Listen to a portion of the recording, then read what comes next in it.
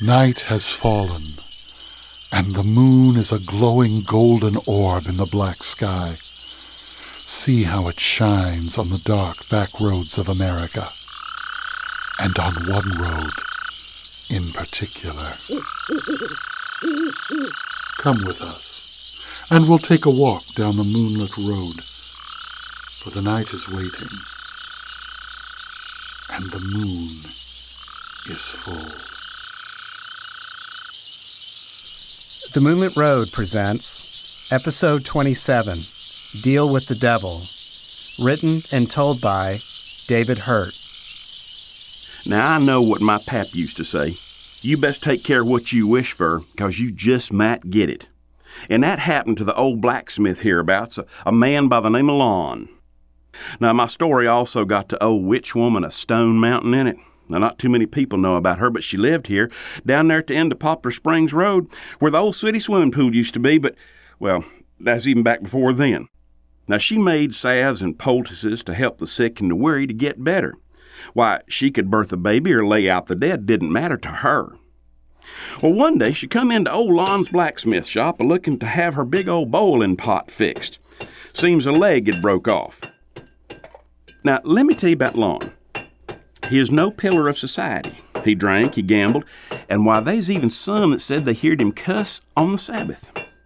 But he did have a mighty respect for the old witch woman, knowed she could kill him dead if she wanted to. So he fixed that pot in jack time and wouldn't let her pay for it. So the old lady said she'd grant him 3 wishes, whatever he wanted, and he knew she was a-telling the truth. Right then she started her little chant. "This old woman don't take nothing for free. I'll grant you some wishes. Why, I'll grant you 3. Well, Lon knowed he'd better make up his mind, because she wouldn't leave till he did make his wishes. So he started to think real hard about his first wish. Well, seems Lon didn't like to lend out his tools. And some folks had come to his shop and in there messing around had lost some of his tools, and, well, a working man's tools are the trade of his life. So for his first wish, he asked the old woman to make it so's any time anybody touched one of his tools, it'd stick to him like glue, till he could come around and take it out of their hand. That way he'd know who's a-messing with his tools and he could fix 'em good. The old woman said, "It's done. Now what's your second wish?" Now, you gotta know that Lon just loved to take him a jug and sit on the front porch of his house and drink till the sun went down. But somebody's always moving his chairs, and he's always having to pull 'em back up on the porch, and so he wanted it fixed that if somebody sat in his chair, they'd be trapped there till he could see who it was and do something about it. Well, with a nod, the old lady said, "That's done." Now, for his third wish, Lon did some real thinking.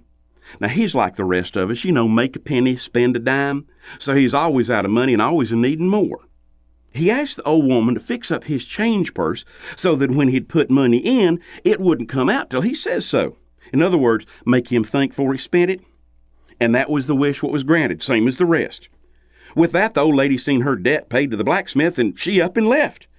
Lon was glad to see she was gone, and he was still standing upright like a man, and she hadn't turned him into a pig or nothing. But soon he forgot about his wishes, what with all his drinking and his cussing and what little work he'd been doing. Then one day, right in the middle of the hottest day on record, this man walked into Lon's shop wearing all black clothes and a big old heavy wool coat. Lon thought this feller was a fool for being so fully dressed on such a hot day, till he looked him right in the man's eyes. They's yeller, like a dog's eyes, and they shortly shined like a cat's eyes. And it was right then and there that he knowed he was looking into the eyes of Beelzebub, the prince of darkness, while the devil hisself was a-standing right there in Lon's blacksmith shed. The devil talked to Lon in a voice that sounded like rumbling thunder. "Lon," he said, "you know why I'm here, and it's time to go. Your soul is mine." Now old Lon knowed where he was heading, and he didn't like it none too well. Why, going with the devil would put him in, well, you know. Lon looked at the devil and asked if he could finish up on the job he was a-doing. This plow head here needed sharpening. Well, the devil agreed, and Lon asked the devil to hand him that 8-pound sledgehammer to finish up the work. Well, when the devil grabbed a hold of that hammer, his hand was locked tight around the handle and he couldn't set it down. And the devil went to cussing and spitting and shaking and jumping, for he couldn't take nothing from this world back to his world except a mortal soul. To put it plain like, the devil was stuck, and both him and Lon knowed it. With a grin on his face, Lon told the devil he was ready to make a deal. Now, you got to know, dealing with the devil is mighty scary, but old Lon knowed he was going to win this one. It were a simple deal. "Mr. Devil, I'll get that hammer out your hand if you'll leave me here on earth and give me another 10 years of living." Well, the devil knowed he'd been skinned, and by a mortal as dumb as Lon, no less, so he agreed. Lon took back his hammer, and with a puff of smoke and a smell there's none too kind, the devil was gone. Well, now I want yous to know that 10 years to the day, the devil strode back into Lon's shop like he owned the place and slapped his hand down on that barrel head and told Lon, "Son, it's time to be a-going, and none of your foolishness. Stop what you're a-doing and come with me." Now, Lon knowed he had no choices, so he quietly laid down his tools and followed the devil out of his shop. But he stopped at the door and he said, "Mr. Devil, I'm going to make a mighty long journey, and I know I'm going to run into people I know down there. I was wondering if I could stop by my house and wash up before we go." Well, the devil put his mind to it and thought, and then he said, surely it'd be all right for Lon to stop by his place, for he's on the way anyhow.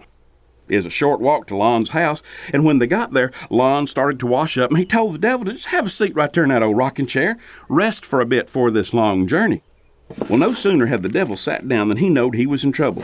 He was jammed stuck tight to that chair, couldn't move, and the devil went to cussing and spitting and shaking and jumping, for he knowed that one more time he'd been took by a mortal.